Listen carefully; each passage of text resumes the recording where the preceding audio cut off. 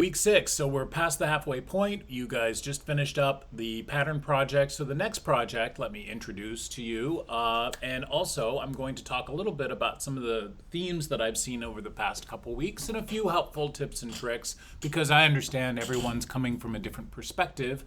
Some of these ideas can be challenging. Hopefully you're seeing how they build upon each other. That's really important in this class, that we don't necessarily have to go backwards, but we're always building up.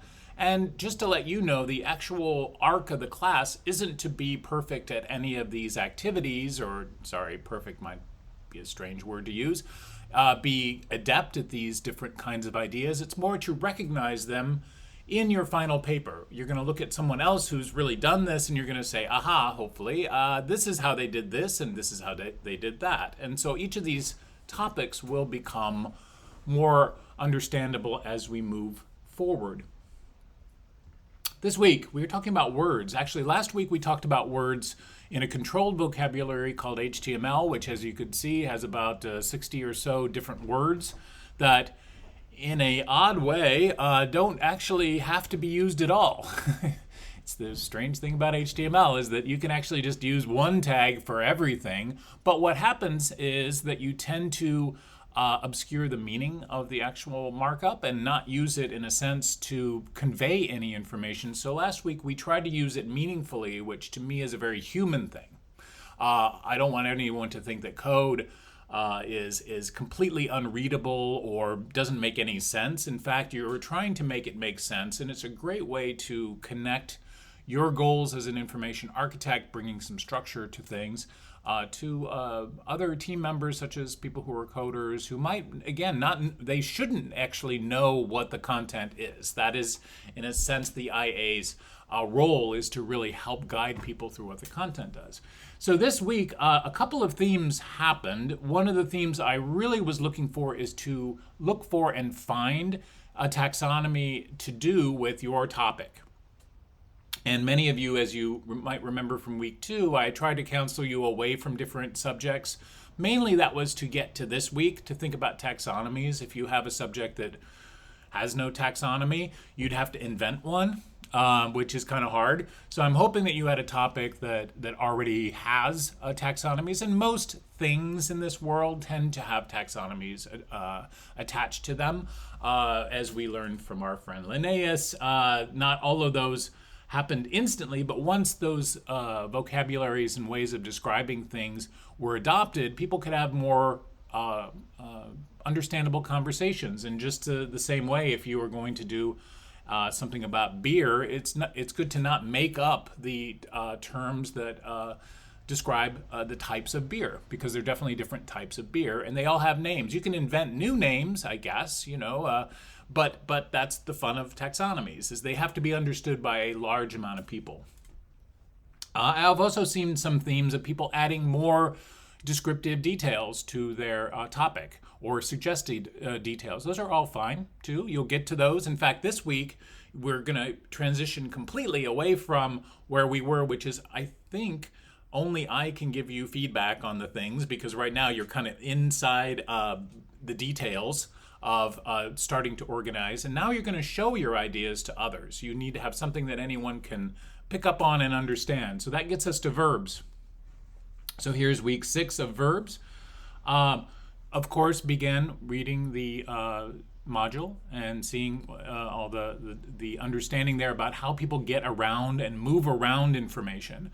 So the nice thing about verbs, other than nouns, remember nouns were taxonomies that other people agreed upon. Now, verbs are things you can make up. Pretty much the navigation with insights are things that, well, there's a lot of rules to them, so that's what we're all going to explore this week. So right now, there's some helping about what is navigation, how do people get around things.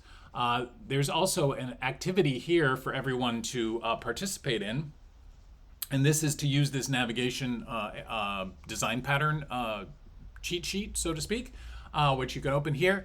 And you take a look there, and it's going to describe these things. And what I'd like everyone to do, since there's just about enough for everybody, is if you picked one and found it, just put like a checkbox or something like that over over that.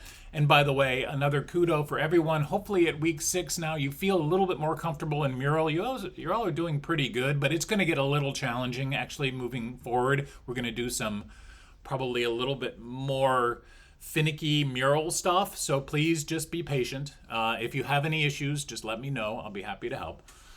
So anyway, you're going to go out on the web and you're going to try to find examples of these things. For, as an example, here is one, this event calendar, and things to do on a Sunday. So things to do on Sunday. So the topic here is Sunday, and it keeps going and going and going. Again, not probably the greatest example of this particular pattern. Feel free, if someone finds a better one, to go ahead and post it. It's just a hope here to do this format of saying, hey, I'm doing the event calendar. All of you have been really great, by the way, of adding your names to this, which is really helpful too. So please, you can continue to do that. Okay, so that's one activity just to get used to different navigation styles.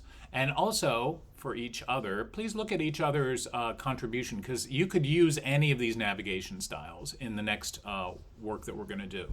It's just a way to get familiar with it.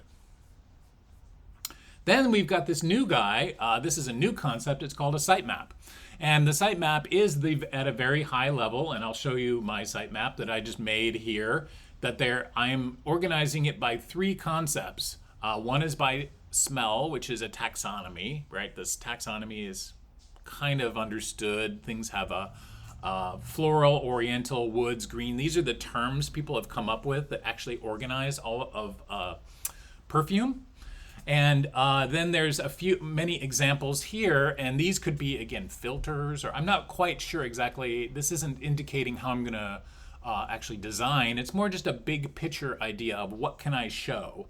And so my idea is to take these perfume ingredients and organize them by the smell that they make. Or here's another one. This is more, I guess not really a taxonomy, but it's one of those things like, hey, it's a rating, or some of the concepts you guys were talking about that's very small, very limited. So this one is it a man-made scent, or is it a natural scent? And so that would just be a way of seeing probably more of a manufacturing process. And then, of course, I'm just kind of throwing in that people might just have alphabetically, they know what they want and they just want to find it.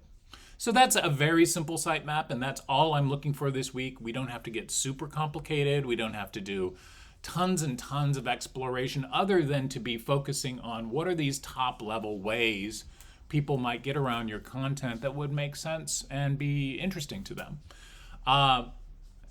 Here's a good example. I just pulled this out from Airbnb, that they've organized things not necessarily by a content type, and that's another kind of strange idea about navigation. So you probably don't label your thing OMG, your rental that is, but they are. So they're actually using a higher level organization to help people find things like islands, I guess, or things people want to find. So this is a great example of how this can be made up, this verb-oriented way of navigating your content. And we're going to explore it this week. Here's another one.